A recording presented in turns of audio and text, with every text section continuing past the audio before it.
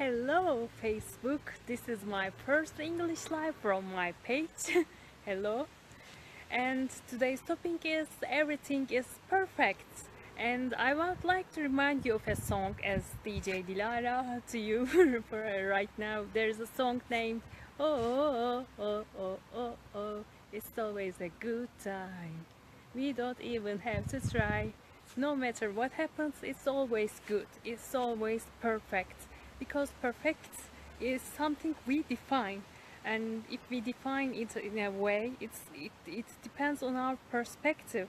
If we define it in a way that it happens, so we can assume that everything is as we have expected them to be. I have got the habit of thinking something when something happens. Okay, that's what I was expecting. This is what I was expecting, and I'm very happy and thankful for it. And hello to Sandra from here. She commented on this topic on my page about that. She said that of course everything is perfect because there's a creator. Okay, that of course that's true, and I thank you for your comment, Sandra. And I really like this approach to my life. Whenever something happens, unexpected happens, some people go very upset. Oh, this was not what I wanted, but I wanted this way. And I think it's kind of childish when you grow up. Right now we should know that everything is already perfect, and everything has an aim, purpose, and we can change things with our perspective. And there is a claim that there are really different timelines, etc. But even if you don't believe that, you can always see things from perspectives which are really useful to you. So everything is good. It's a good time. It's a good day. And everything is perfect, and imperfect is perfect. And it's another cliche word. Imperfect is I am perfect. I'm perfect. Yeah, that's it. And okay, don't be a perfectionist, but also be flexible. Don't just stick on some high standards that you cannot change. Have high standards, but have flexibility in them, and so you can always have a perfect life in its excellence. And see you on my next video. Thanks for tuning in. This is DİLARA. Goodbye for today. Hello, this is DİLARA, and now the topic of this video is about business strategies. When 1 plus 1 is never equal to 2, it's less or more, very rarely equal to 2, and it's just a coincidence. I'm going to talk about that in work leadership and relationships also, but most importantly, I will tell about business strategies in this video.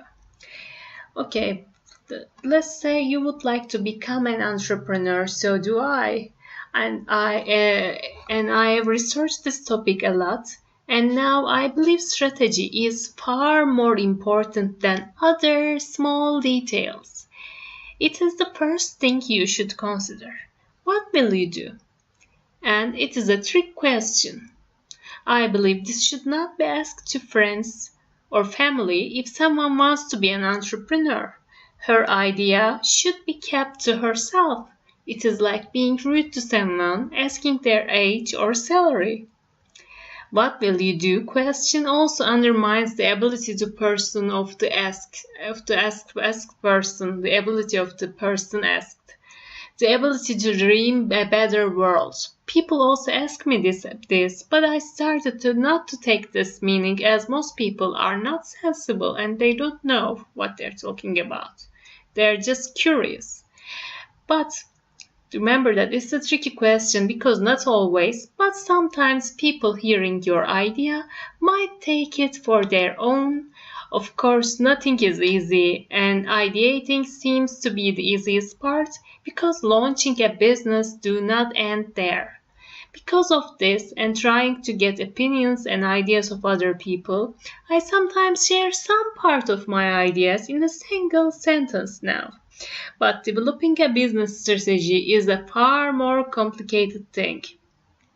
Most people do not succeed because most of them do not know how to create a strategy. Like 90% do not know this. And optimistically, maybe 80% of this does not even know they need a strategy. They just think that I will invest money and get more money, and it's like this approach.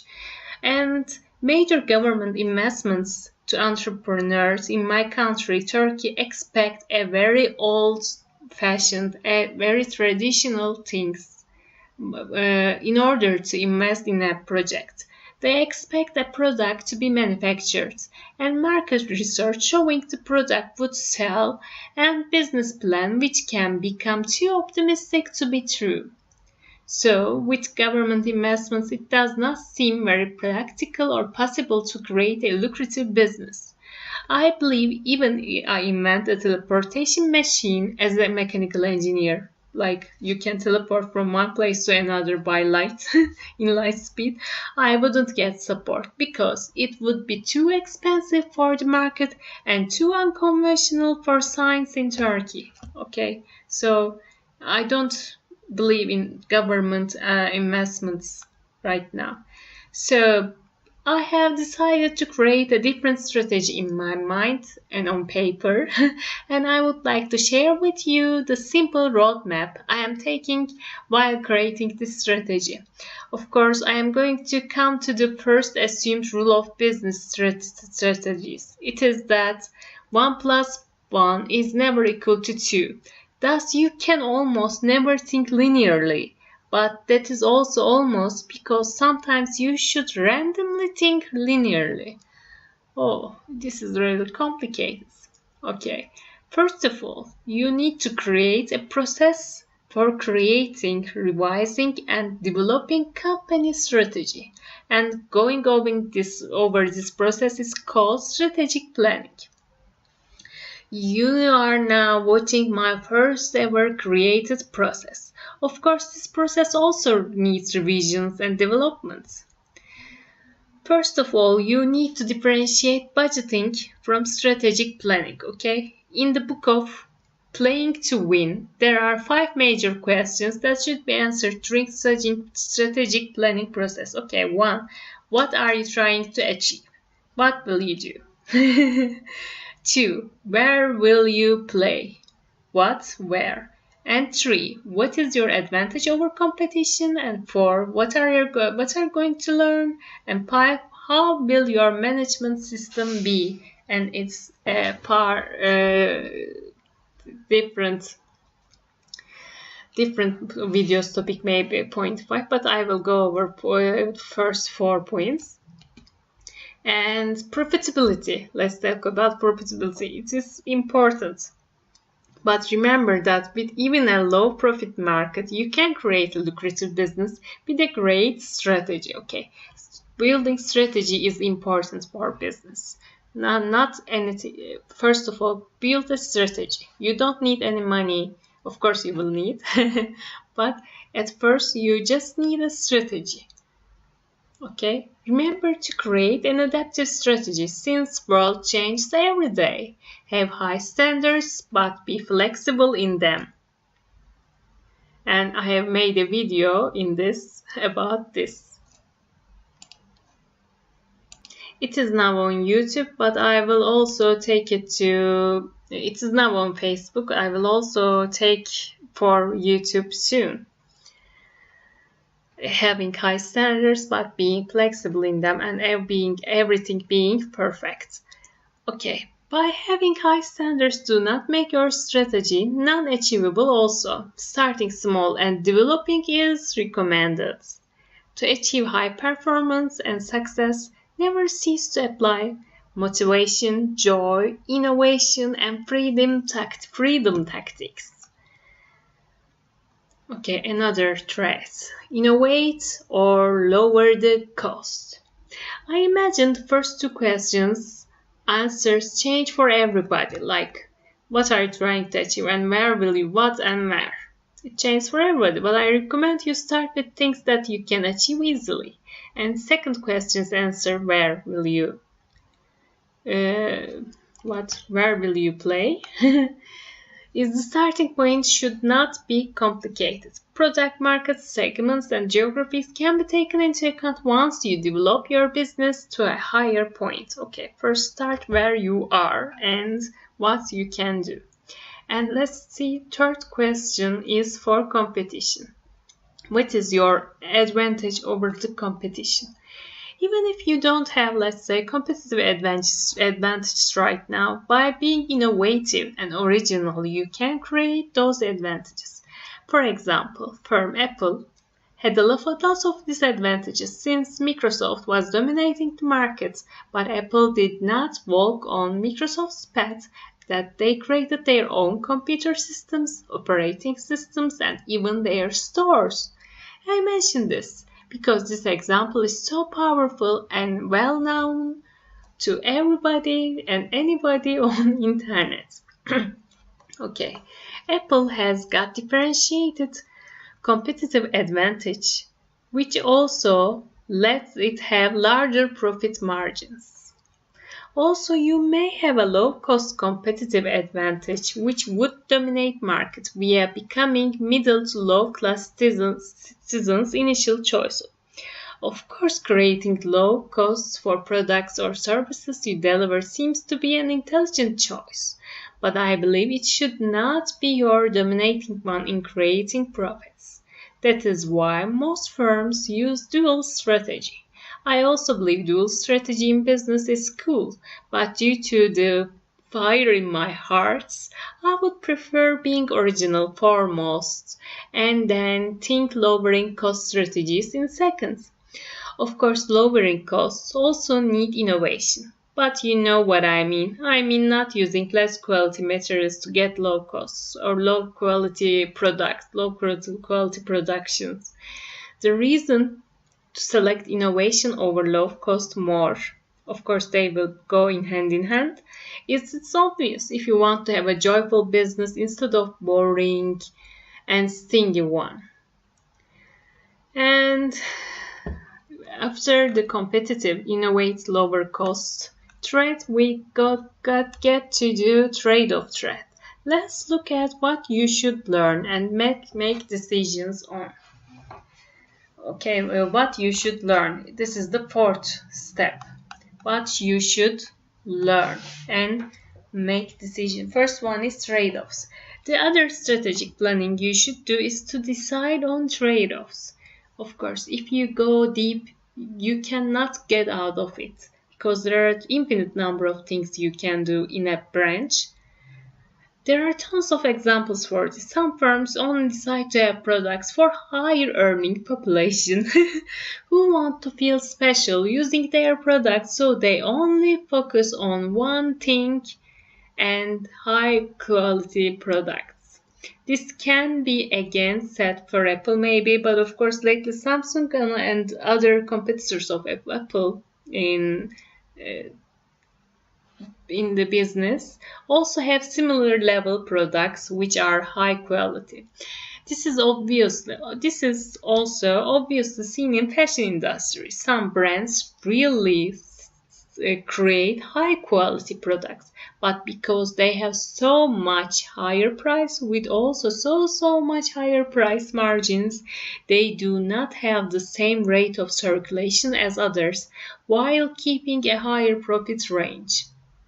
Or there are some stores only selling low price clothing, not even considering the quality their products having. All they want is high circulation of customers.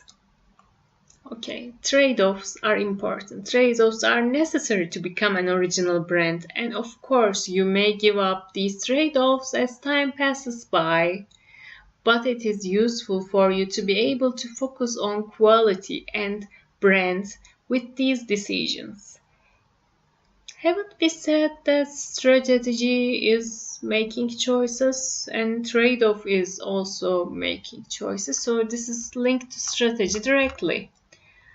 Our first choice is innovate or low cost, and then we choose trade-offs in our strategy.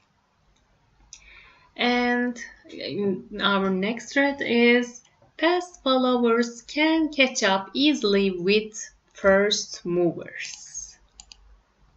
The second thing you should learn is not to get despair. While you want to start up something, a lot of people would discourage you, maybe out of good intent. The worst discouragement I hated was, but it's already been done philosophy. Yes, actually, in the grand scheme of life, everything is already done, maybe which is explained as fate. In religions and in quantum reality, it is explained as all possibilities existing all at once, past and future right now. The thing in business and life is nothing can stay in the same state forever. It has been observed that everything has a lifetime, but even if the latest stage, if not death or annihilation, there is always a development and change. So even if you are not first with an idea, I recommend you to go with it, develop it. Of course, always analyze the one before you choose, before you, the ones before you did that.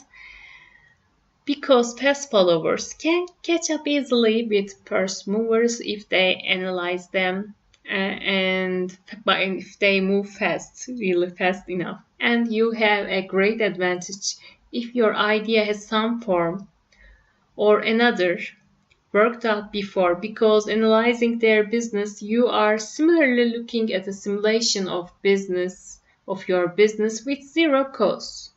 This is a great advantage if your idea is some form or another worked out before. Analyzing their business, you are similarly looking at a simulation of your business with zero cost. And we followed fast, we made trade-offs, and first we decided innovate, or are we going to focus on low cost? Of course, we can innovate to have low cost, we said. Okay, now we come to seeing the future. Even if you create a lucrative business, let's say, you should always develop yourself and change yourself to stay in that way. Because you would become easily copied, or your compensation might arise in the long run, and you may even become irrelevant with time. For example, wide usage of internet and computers has changed a lot of business areas in the past couple of decades. The question we should keep in mind right now in this decade approaching 2020 approaching 2020 is, what will be the next era for computers and internet? What will be the next era after computers and internet? We should always think one or more steps ahead than the world's situation today to get ahead.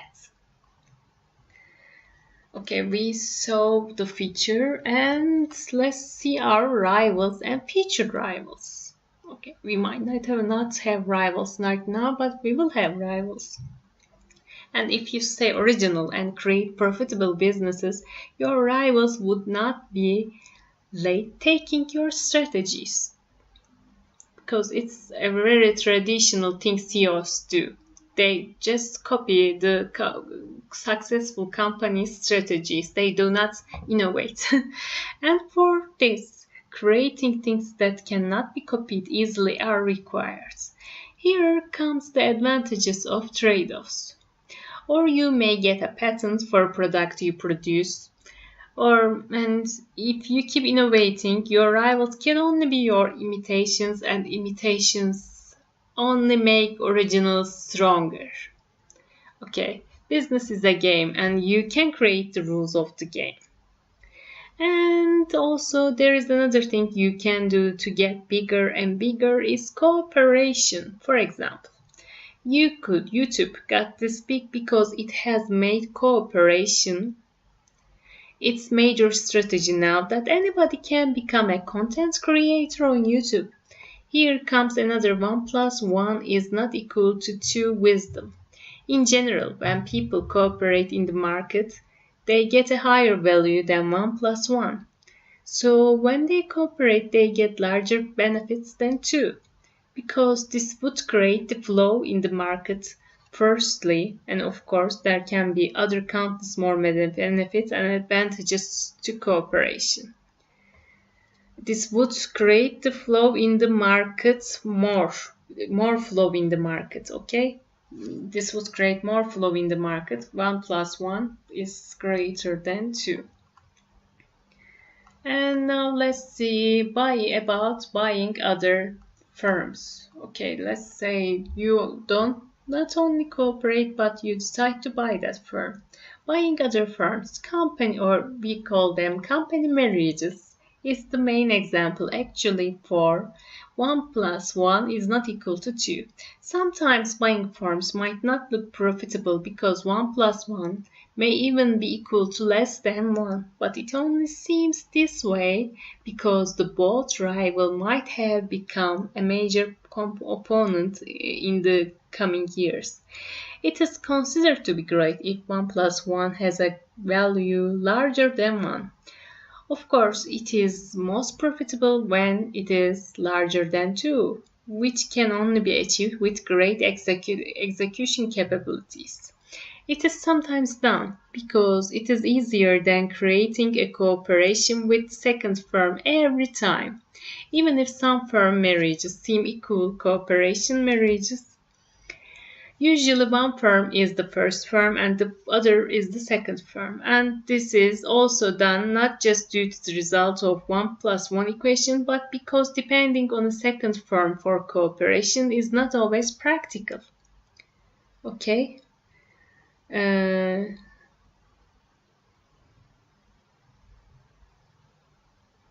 It is because it is easier than creating a cooperation with second firm every time.